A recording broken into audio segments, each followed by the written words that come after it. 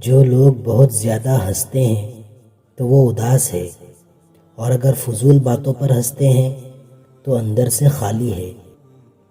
جو لوگ کم بولتے ہیں اور بہت تیز رفتاری سے بولتے ہیں تو وہ لوگ بہت گہرے ہیں۔ جو لوگ کم روتے ہیں وہ اندر سے بہت کمزور ہے۔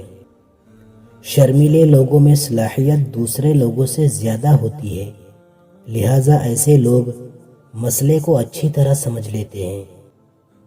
اگر آپ بات بات پر رو پڑتے ہیں تو آپ نرم اور معصوم ہیں۔ عورتیں ان مردوں کو زیادہ دیر تک یاد رکھتی ہے جو ان کو اگنور کرے بنسبت ان کے جو ان کو توجہ دے۔ لوگ جب جسمانی طور پر تھک جائے تو اکثر سچ بولتے ہیں۔ سونے سے پہلے جس آخری انسان کے بارے میں آپ سوچتے ہیں وہ یا تو آپ کی خوشی کی وجہ ہوتا ہے یا دکھ کی۔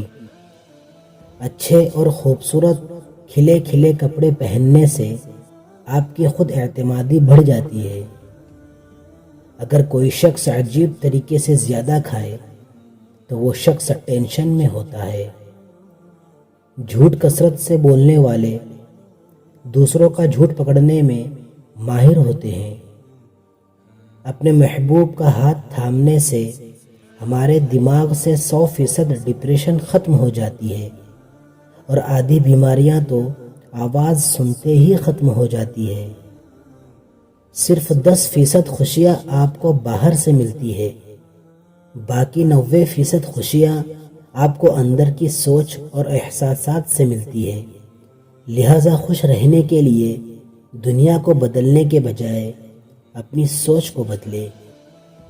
انسان کو صرف محبت کی ضرورت نہیں ہوتی بلکہ مستقل محبت کی ضرورت ہوتی ہے۔